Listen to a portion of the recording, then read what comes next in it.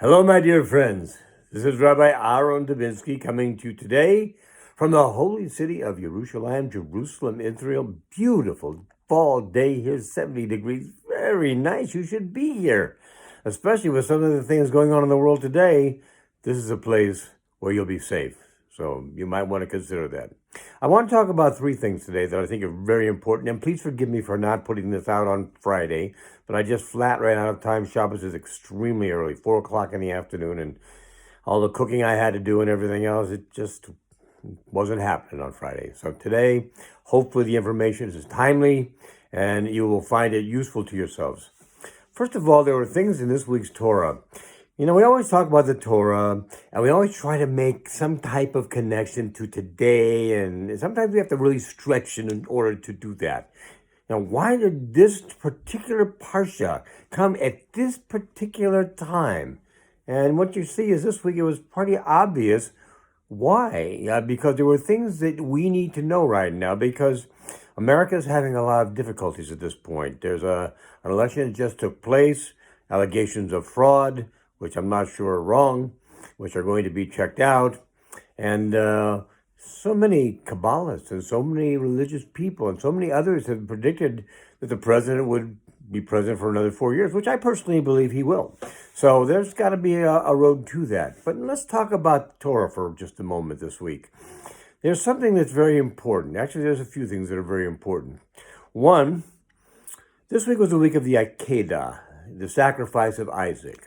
So we have Abraham, Isaac, his brother Ishmael, half-brother Ishmael, as Abraham's servant Eliezer, all going to this place that Hashem will let them know when they get there in the land of Moriah.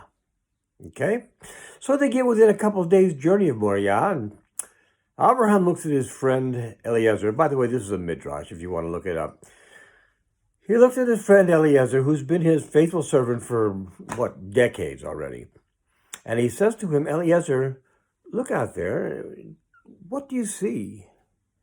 And Eliezer goes, nothing, boss. I don't see a thing. What are you talking about? Is there something I should see? He said, never mind. He goes to his other son, Ishmael, and says, Ishmael, you are my son. You have my blood running through your veins.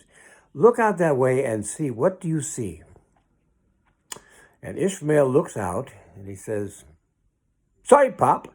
I don't see anything. I don't know what you're talking about. And finally, he goes to Yitzchak, his other son. And he says to Yitzchak, Yitzchak, look out there and tell me what you see. And Yitzchak looks. He says, I see the place where heaven and earth kiss.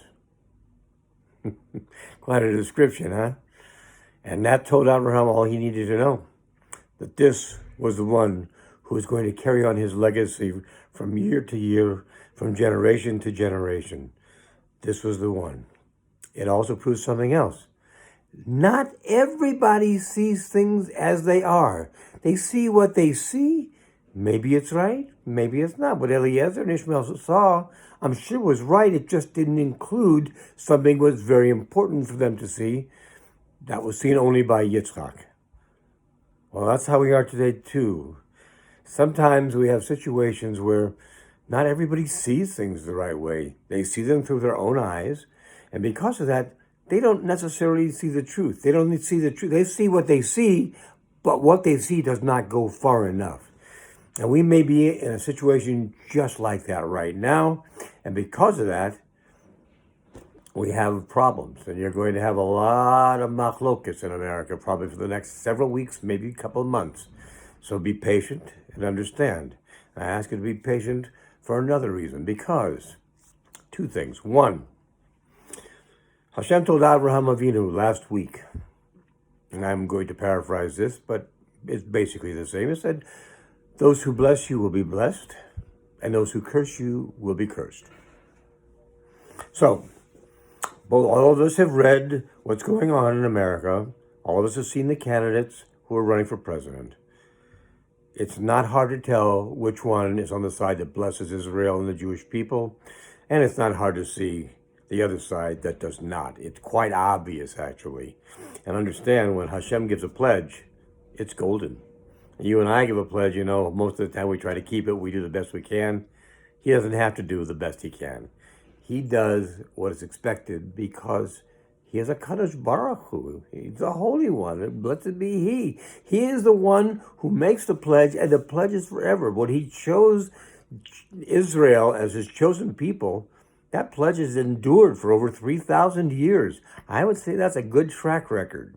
So if that one can endure, certainly we can take His word on the fact that those who bless you shall be blessed, and those who curse you shall be cursed, even if we don't see it now. And that gets me to my third point. This week's Haftorah was particularly interesting. It tells a story of a woman called the Shunammite woman. They don't tell you her name, but she's a woman. And she sees this guy coming into town all the time, and she has this feeling, this knowing that this man is a holy man. So she gets her husband to set up a room for him up in the attic with a bed, table, chairs, lamp, make him comfortable when he comes to town. So he has a place to stay. She sees he's somebody obviously very important. How does she see this? I don't know, but she sees it. We're talking about the prophet Elisha, who, in case you've wondered, there was a prophet named Eliyahu Hanovi, very, very, very strong prophet. It says he didn't even die. It says he went off in a chariot of fire, and he's still there today, waiting to come back to us and announce the coming of Moshiach Tzidkenu. Okay, so Elisha was his student. And the rabbis tell us Elisha was even more powerful than Elijah. So here's a very, very powerful man. And one day he says to her, "You've been so nice to me. Is there anything I can do for you?" And she says, "Well, I don't know if you can do this or not, but we're my husband and I are aging, and we have no children. And we would sure like to be able to have some to leave behind, to carry on our tradition." If the story sounds familiar, you should remember hearing that this happened with Abraham and Sarah before Yitzhak was born. They said the way of a woman had left Sarah years before, yet in spite of this, they were told they would have a son by next year. And sure enough, they had a son by next year. You see, Hashem's word is strong. So when He tells you those who bless you will be blessed and those who curse you will be cursed, He means it. And He keeps that word, even if you don't see it at the moment. So let me take that the next step. So this woman, the Shunammite woman, has a baby boy. And everything is great. He's growing. And one day he's in the field. He goes, my head. So his father immediately takes him home and takes him to his mother. And the boy sits in his mother's lap and dies. Tragic. He told her she'd have a son. She'd have a child. He never told her the child was going to die very early in life. And she's a little bit put off by this. So she takes the baby, the boy, and puts him on the bed. She puts him on the bed. And she decides she needs to go see Elisha and say, "What are you doing to me? You give me this hope, you gave me this joy, and all of a sudden it's taken away?"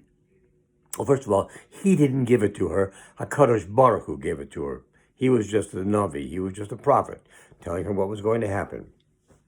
So she goes to see him, and she meets his helper, and she tells him what happens.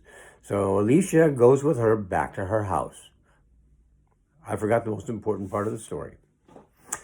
As she's leaving to go find Elisha, she's asked, not once, but more than once, "How's everything going, Shunammite woman?"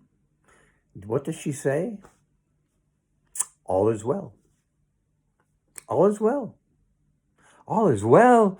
Her son is upstairs on the bed and he's dead. All is well. How can all be well if that's the case? As I said, sometimes we see the truth, but we don't see it at the right time. And time is the thing that Satan uses to get us to come off the mark, to say, well, there is no Kadosh Baruch Hu Chas v'Shalom, and to deny that God works in the way He works. So she says, all is well, all is well. And she goes to get Elisha, and she brings him back. I'll make a long story short. Elisha is able, with the help of Hashem, to bring this boy back to life. So you see, she was telling the truth. She was just telling it a bit in advance. Okay, so understand this story and how it came out just this week when all things are going on. Everybody, oh my gosh, what are they going to do in America? Oh my gosh, this is good. This is bad. This is bad. Yeah, it's bad so far from what we see, because we as human beings do not see what a Kadosh Baruch Hu sees. So either we have emunah or we don't have emunah. You can't have emunah sometimes. That is not having emunah. Emunah is faith. It's trust. Emunah and bitachon, faith and trust in Hashem, that He is there and He will always do what is in the best interest. Now, it could be that in His best interest, for whatever reason, it should come out the way it came out, that this irreligious man who hates Israel and hates Jews could win. I don't say that's the case. As a matter of fact, I'm pretty sure that's not the case. However, whatever way it comes out, it's because that's what He wants, and it's what's for the best, whether we see it at the moment or not. So for right now, I would remind you to keep in mind that all is well. All is well. And Hashem will do what He will do in the right time. And our emunah is what brings us to a point of personal redemption. And our personal redemption can bring about the total redemption of mankind. Moshiach Tzidkenu and the building of the third Beit HaMikdash b'mehera b'yameinu. My friends, have an exceptional week ahead. Do not lose heart. If you have a side, fight for your side and know that you're fighting for the side that you believe is the best. And if Hashem agrees with you, it's a done deal. Be well, my friends. God bless.